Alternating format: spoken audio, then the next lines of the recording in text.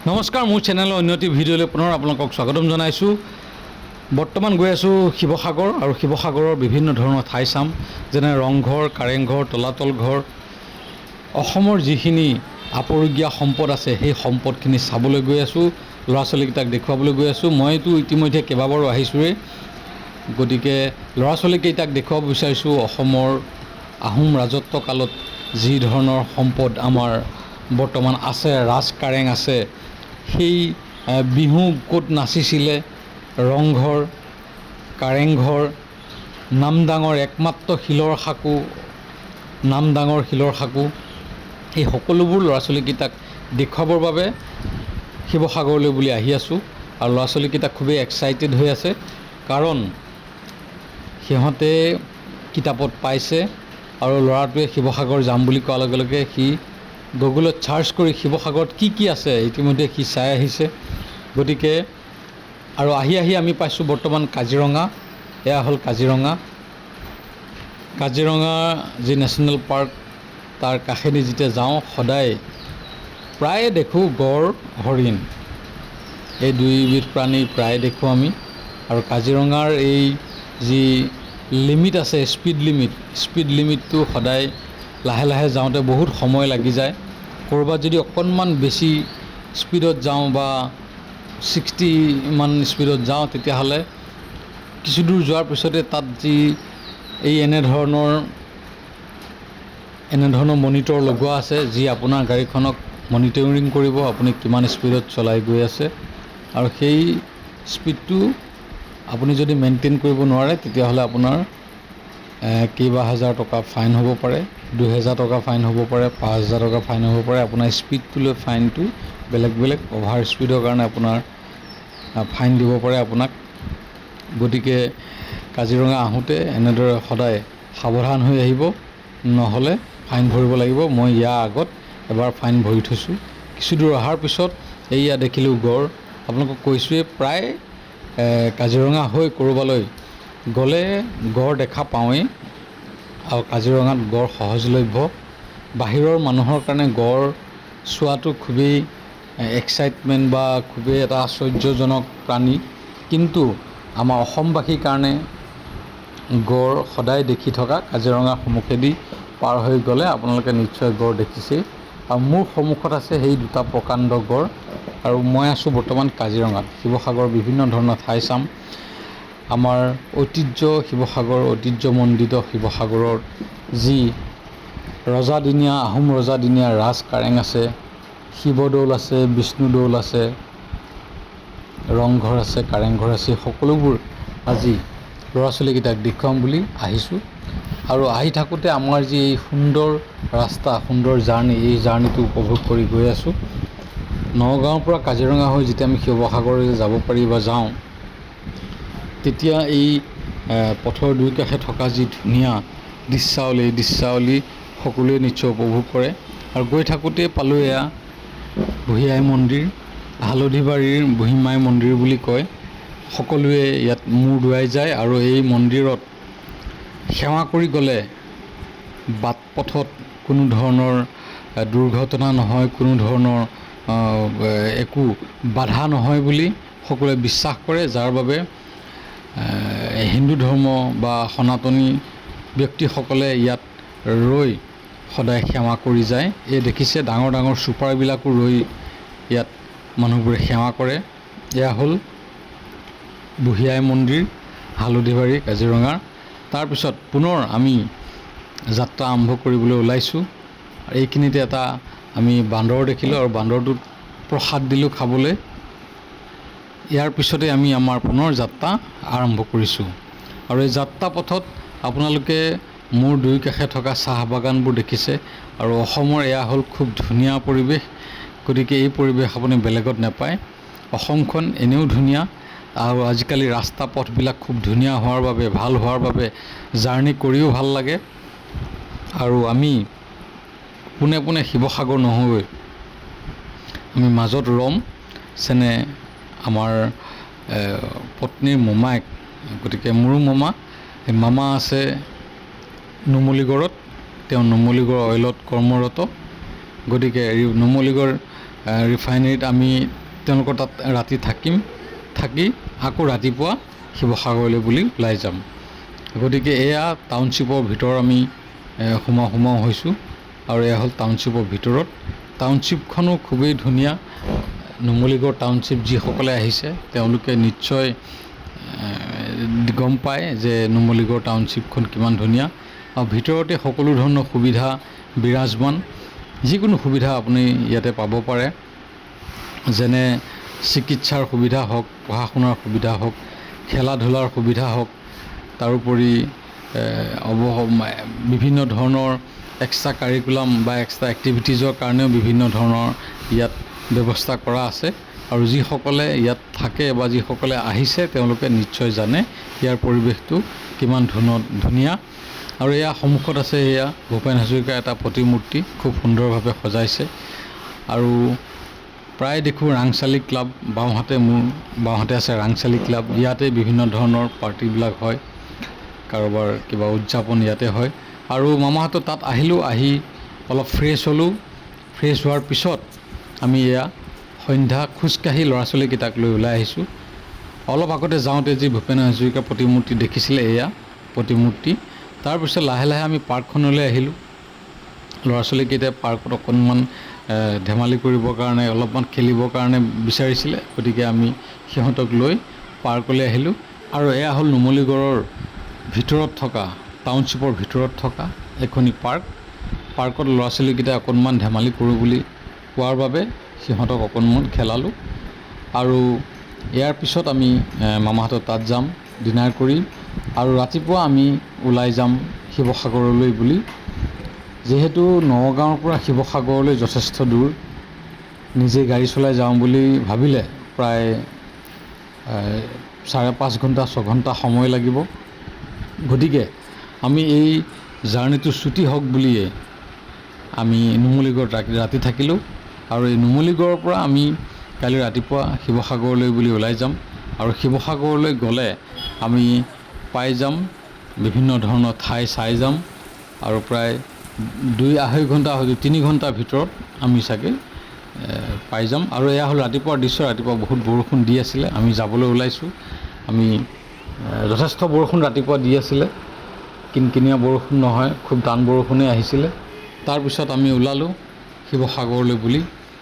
এই ধুনীয়া বৰষুণৰ মাজত আমি গৈ আছোঁ শিৱসাগৰলৈ বুলি। নগাঁৱৰ পৰা শিৱসাগৰলৈ যোৱা ৰাস্তাটো বৰ্তমান যথেষ্ট ভাল হ'ল। আগতে খুবেই বেয়া আছিল, এতিয়া লাহে লাহে বনাই যোৰহাট পৰ্যন্ত খুব ৰাস্তা ভাল। তাৰপিছত কিছু অংশ আপোনালোকে অসুবিধা পাব পাৰে, তথাপি একেবাৰে বেয়া ৰাস্তা নহয়। অলপ ক'ৰবাত বেয়া পালেও বাকীখিনি ভালেই পাব। গতিকে হয়তো আৰু 2 বছৰমানৰ ভিতৰত চাগে গোটেই ৰাস্তাটো সম্পূৰ্ণ হ'ব, তেতিয়া জাৰ্ণিটো আৰু ভাল হ'ব।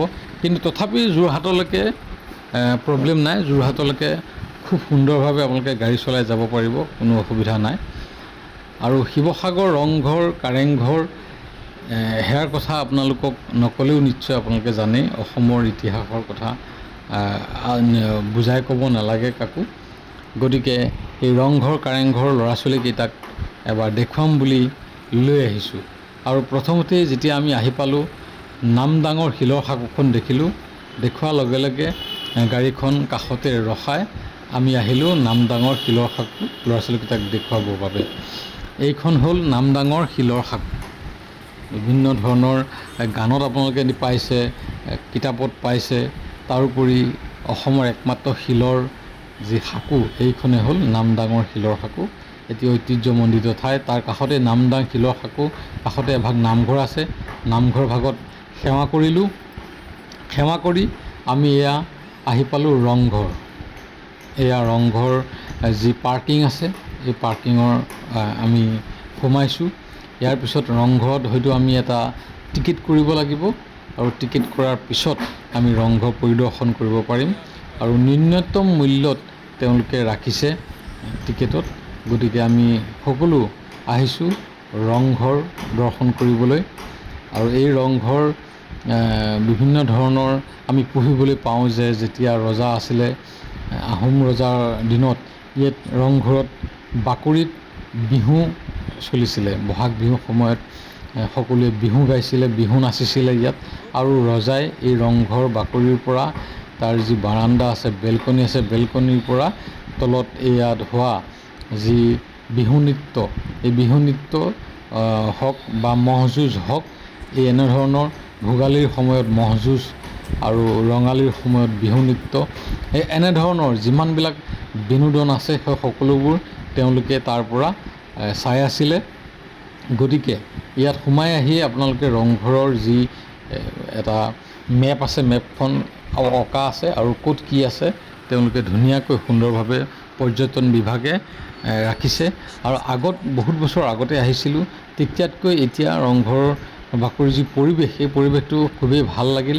খুব সুন্দৰভাৱে ফুল লগাইছে, সন্মুখত সৌন্দৰ্য বৰ্ধনৰ বাবে ফুল লগাইছে আৰু ঠায়ে ঠায়ে লাইট লগাইছে, চ'লাৰ লাইটো আছে হ'বলা। আৰু দুই কাষে যি দুটা ৱাটাৰ ফাউণ্টেইন ৰাখিছে আৰু ম'হ যুঁজ য'ত হৈছিল বুলি অনুমান কৰা হয় সেই ঠাইখিনিত ম'হ যুঁজ চলি থকাৰ যি প্ৰতিমূৰ্তি স্থাপন কৰিছে। আৰু সন্মুখত বেছিখিনি ঠাই তেওঁলোকে গ্ৰীণ কৰি ৰাখিছে, সেউজীয়া ঘাঁহনি কৰি ৰাখিছে, যাৰ বাবে গোটেই পৰিৱেশটো খুব সুন্দৰভাৱে ওলাই পৰিছে।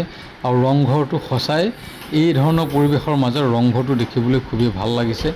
আৰু এই যিখন দেৱাল, এই দেৱালখন চাওক, তেতিয়াৰ দিনত হাঁহৰ কণী, মাটিমাহ আদিৰে নিৰ্মাণ কৰা দেৱাল আজিও থিয় হৈ আছে, আজিও আমি চাব পৰাকৈ, আজিও খোজকাঢ়ি যাব পৰাকৈ মজবুত কৰি ৰখা হৈছে, মজবুত হৈ আছে।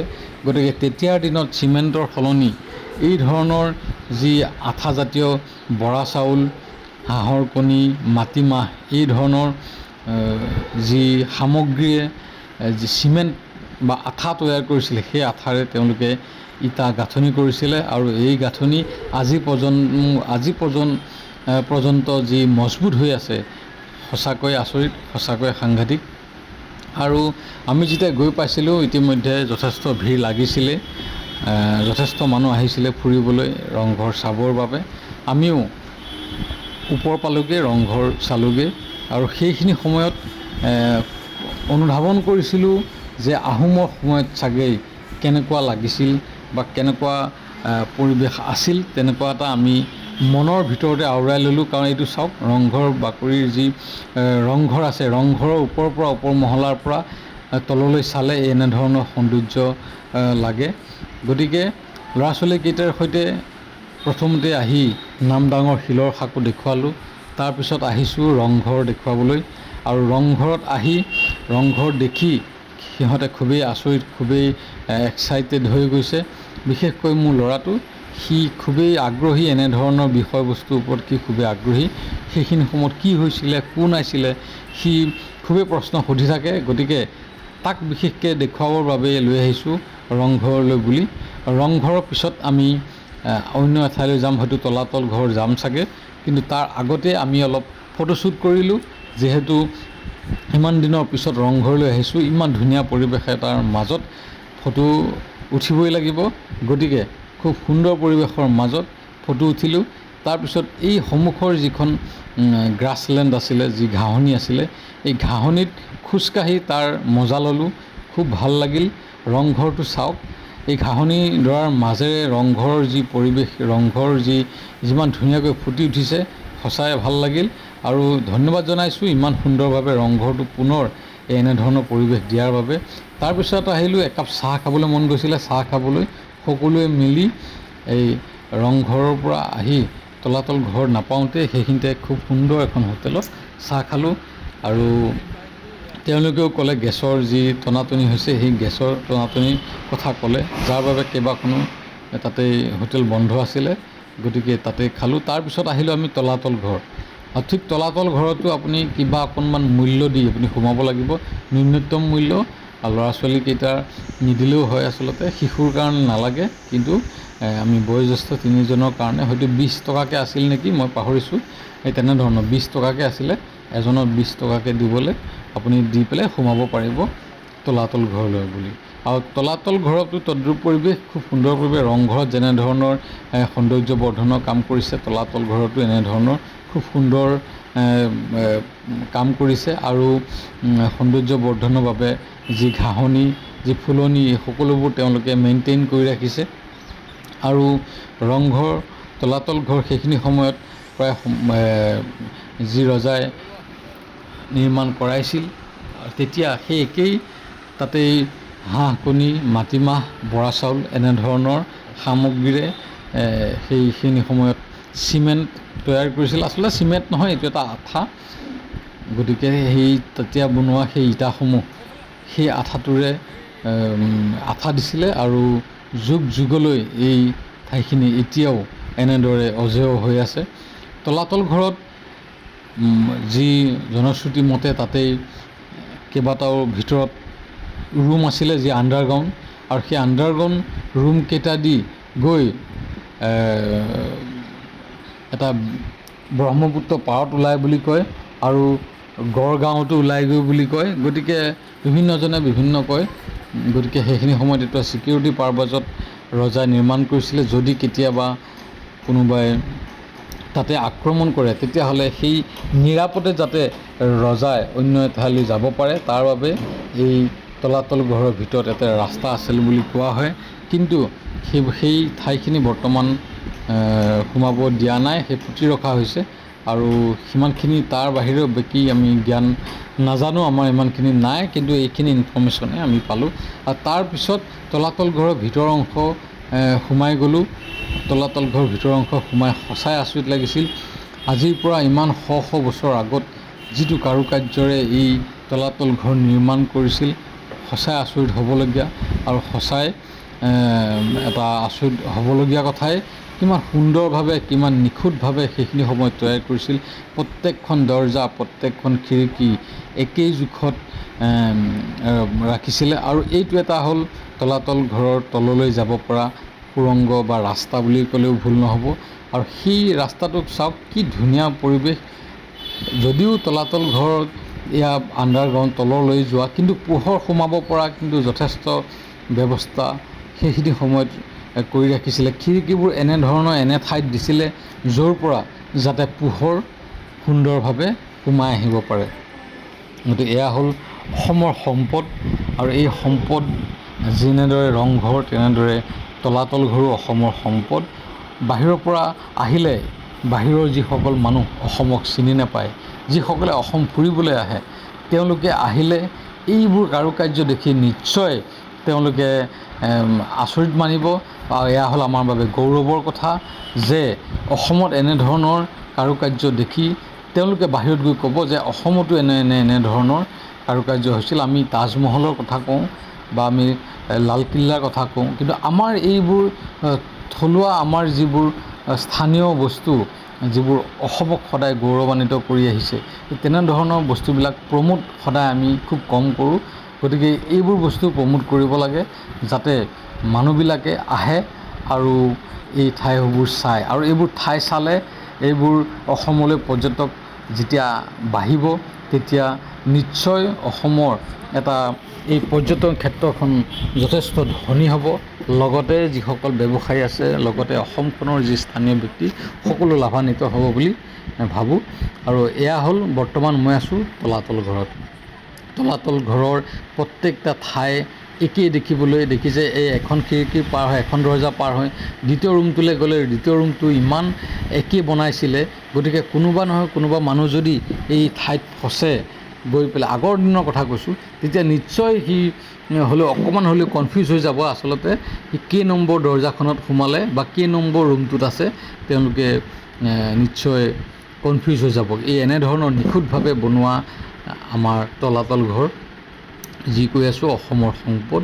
আৰু তাৰ মাজতে আমি স্বামী স্ত্ৰী তলাতল ঘৰৰ সন্মুখত অকণমান ফটো উঠিলোঁ। এই ঠাইটো এই ঠাইখিনি পৰিৱেশটো আমি এনজয় কৰিলোঁ, খুবেই ভাল লাগিল। ইয়াৰ পিছত আমি বেলেগ এখন ঠাইলৈ যাম। গতিকে আৰু এয়া হ'ল মোৰ ছোৱালী, তাইও এই তলাতল ঘৰত আহি খুবেই ভাল পাইছে। এয়া হ'ল মোৰ ল'ৰা, মৰম। আৰু মৰমে সকলো সময়তে এনেধৰণৰ বস্তুবিলাক যি অনিসন্ধিৎসু মনটো এটা এনিটাইম এই ঠাইবোৰৰ কথা, এই সময়ৰ সেইখিনি সময়ৰ কথা সি সুধিয়েই থাকে এনি টাইম আমাক যে কি হ'ব, কি হৈছিল সেইখিনি সময়ত। আৰু সি ঘূৰি আমাক কৈ আছিলে যে দেউতা সোমাই আহোঁতে আমি এটা মিছাইল নিচিনা বস্তু দেখিছিলোঁ।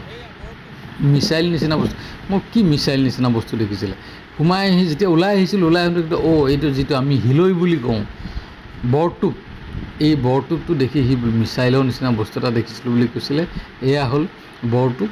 সেইখিনি সময়ত আহোম যি ৰাজত্বকাল চলিছিলে, আহোম ৰজাৰ সময়ত যুদ্ধ বিগ্ৰহত ব্যৱহাৰ হোৱা এয়া হ'ল বৰটোপ। আৰু সেই কথাখিনি তাক মই বুজাই দিলোঁ। তাৰপিছত আমি যিহেতু তলাতল ঘৰ চাই হৈ গ'ল, তাৰপিছত আমি তাৰ পৰা ওলাই আহিলোঁ। এইবাৰ আমি বেলেগ এখন ঠাইলৈ যাবলৈ আগবাঢ়িছোঁ। এইবাৰ আমি ভাবিছিলোঁ শিৱদৌল যাম, আৰু শিৱদৌল যোৱা আগতেই আমি ভাবিছিলোঁ অকণমান লাঞ্চ কৰি ল'ম, যিহেতু দুপৰীয়াৰ সময়, গতিকে ভোক লাগিছে, দুপৰীয়া আহাৰ গ্ৰহণ কৰাৰ সময়। গতিকে যাওঁতে আমি দেখিলোঁ যে ওচৰতে আছিলে জয়সাগৰ। গতিকে এই জয়সাগৰ পুখুৰীটো সোমাই যাওঁ, দেখুৱাই যাওঁ বুলি আহিলোঁ। আৰু এয়া জয়সাগৰৰ পাৰে পাৰে গাড়ী চলাইছোঁ। কিমান সুন্দৰ এটা পৰিৱেশৰ মাজেৰে আমি চলাইছোঁ। জয়সাগৰ সঁচাকৈ সাগৰৰ নিচিনা, পাৰাপাৰ নেদেখা যেন অনুভৱ হোৱা এটি পুখুৰী। কিমান ডাঙৰ দেখিছে, ইয়াৰ পৰা সিটো পাৰলৈ কি আছে একো দেখা নাপায়, ইমানেই প্ৰকাণ্ড এই জয়সাগৰ পুখুৰী। আৰু এই জয়সাগৰ পুখুৰীৰ পাৰে পাৰে আমি ল'ৰা ছোৱালীকেইটাক দেখুৱালোঁ জয়সাগৰ যি তেওঁলোকৰ বুৰঞ্জী, ঐতিহ্যমণ্ডিত সেইখিনি কথা তেওঁলোকক আমি ক'লোঁ। তাৰপিছত আমি জয়সাগৰৰ পৰা আমি এইবাৰ যাম শিৱদৌললৈ বুলি। শিৱদৌল, বিষ্ণুদৌল, এই বিষ্ণুদৌল শিৱদৌল আমি চাবলৈ যাম। আৰু এই সুন্দৰ পৰিৱেশৰ মাজত ল'ৰা ছোৱালীকেইটাই কেইখনমান ফটো উঠিলে, জয়সাগৰৰ পিছফালে ৰাখি তেওঁলোকে ফটো উঠিলে। আৰু জয়সাগৰটো চাই তেওঁলোকে যথেষ্ট ভাল পালে, যথেষ্ট আনন্দ পালে। তাৰপিছত আমি এয়া আহিছোঁ শিৱদৌললৈ বুলি। আৰু শিৱদৌললৈ আহোঁতে কিছু আমাৰ ৰাস্তাৰ খেলি মেলি হ'ল। কেইবাজন মানুহে আমাক আচলতে ভুল পথেৰে পঠিয়াই দিলে, দুজন মানুহে, যাৰ বাবে আমি অকণমান আঁতৰি গৈছিলোঁ। তাৰপিছত পুনৰ আহিলোঁ এয়া আমাৰ সন্মুখত শিৱদৌল। আৰু শিৱদৌলৰ সন্মুখতে আমি গাড়ী ৰখাম, গাড়ী ৰখাই শিৱদৌল দৰ্শন কৰিম। দৰ্শন কৰি আমি দুপৰীয়া আহাৰ গ্ৰহণ কৰিম। গতিকে আহক মোৰ লগতে আপোনালোকেও দৰ্শন কৰক শিৱদৌল। এয়া হ'ল শিৱদৌল। আৰু শিৱদৌল কিমান এটা তেতিয়াৰ দিনত নিৰ্মাণ কৰা মন্দিৰ, শিৱ মন্দিৰ, আজিও কি সুন্দৰভাৱে আছে, আজিও কি ধৰণে থিয় হৈ আছে। সঁচাকৈ তেওঁ এই বুৰঞ্জী কঢ়িয়াই লৈ ফুৰা এই শিৱদৌল সঁচাকৈ খুব সুন্দৰ। আৰু শিৱদৌলত সেৱা কৰিলোঁ। শিৱদৌলৰ সেইখিনি সময়ত পূজাৰীয়ে ক'লে যে মেইন যিখন দৰ্জা, মুখ্য দৰ্জা বন্ধ থাকিব, এইখিনি সময়ত আমাৰ বন্ধ থাকে, আৰু 1 ঘণ্টাৰ পিছত এই শিৱদৌল খোলা হ'ব। গতিকে এয়া চাওক কিমান এটা সুন্দৰ পৰিৱেশ, এখন যেন খুব ধুনীয়া ছবি, তেনেধৰণৰ এটা পৰিৱেশ কৰি ৰখা হৈছিলে শিৱদৌলত। এখন ধুনীয়া পেইণ্টিঙৰ নিচিনাকৈ ৰখা হৈছিলে, এখন ধুনীয়া এংগলত তোলা এখন ফটোৰ নিচিনাকৈ ৰখা হৈছে এই শিৱদৌল। আৰু শিৱদৌলৰ কাষতে থকা আন এভাগ মন্দিৰলৈ আমি আহিলোঁ, তাতো আমি সেৱা কৰিলোঁ, সকলোৱে মিলি সেৱা কৰিলোঁ, আশীৰ্বাদ ল'লোঁ, প্ৰসাদ গ্ৰহণ কৰিলোঁ পৰিয়ালটোৰ মংগলৰ কাৰণে।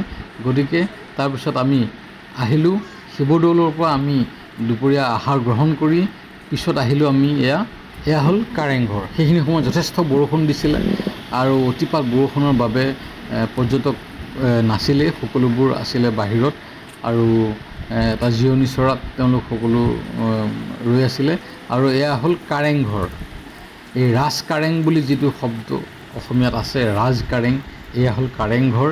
এই কাৰেংঘৰতেই ৰজাই সময় অতিবাহিত কৰিছিল বুলি ৰাজ কাৰেং বুলি সকলোৱে কয়। গতিকে এই কাৰেংঘৰলৈ আমি আহিলোঁ। কাৰেংঘৰটো আপোনালোকে দেখিছে 3 খলপীয়া, কিন্তু আৰু তলত 1 খলপ আছে বুলি সকলোৱে কয়। গতিকে এয়া হ'ল কাৰেংঘৰ। তাৰপিছত এই কাৰেংঘৰ আমি দৰ্শন কৰি এইবাৰ আমি উভতিলোঁ যে আমি যামগৈ বুলি। আৰু এয়া যোৰহাট পালোঁহি। আহি যোৰহাটৰ এই বাহঁতৰ ঘৰতে আমি দুপৰীয়া আহাৰ গ্ৰহণ কৰিম। মোৰ পত্নীৰ বায়েক, জেঠাইৰ ছোৱালী। গতিকে সেই তেওঁলোকৰ ঘৰত আহিলোঁ। দুপৰীয়া সুন্দৰভাৱে আমাক খোৱালে তেওঁলোকে, যথেষ্ট ব্যঞ্জনেৰে খুব সুস্বাদুভাৱে তেওঁলোকে বনাইছিলে। যোৰহাটৰ হাঁহ খালোঁ, ইমানেই টেষ্টি, আপোনাক ক'ব নোৱাৰোঁ, ইমান সুন্দৰভাৱে বনাইছে। যোৰহাটৰ হাঁহ খালোঁ আৰু সুন্দৰ মাছ এবিধ খোৱালে। সেই মাছটো আমাৰ এইফালে খুব কম পায়, কাঁইট একদম নাই নিচিনা। গতিকে খাই সকলোকে ধন্যবাদ দি, ভিনদেউকো ধন্যবাদ দি আমি সকলো আহিলোঁ। এইবাৰ নগাঁৱলৈ বুলি আহিছোঁ। নগাঁৱলৈ যেতিয়া আহি আছিলোঁ, এখন গেট দেখিলোঁ, এইখন চুকাফা গেট। আৰু এই গেটখনত আমি দেখিলোঁ যদিও ভিতৰত সোমাবলৈ যিহেতু সময় একেবাৰে তাকৰ আছিলে, কিন্তু ভৱিষ্যতলৈ আহিলে ইয়াত নিশ্চয় সোমাম বুলি মনত এটা আশা পুহি ৰাখিলোঁ। আৰু এইবাৰ আমি আগবাঢ়িলোঁ নগাঁৱলৈ বুলি। আৰু এই গোটেই জাৰ্ণিটো খুবেই ভাল লাগিল। নগাঁৱৰ পৰা শিৱসাগৰৰ যাত্ৰাটো খুবেই ভাল লাগিল। আমাৰ ভিডিঅ'টো চোৱাৰ বাবে আপোনালোকক ধন্যবাদ জনালোঁ।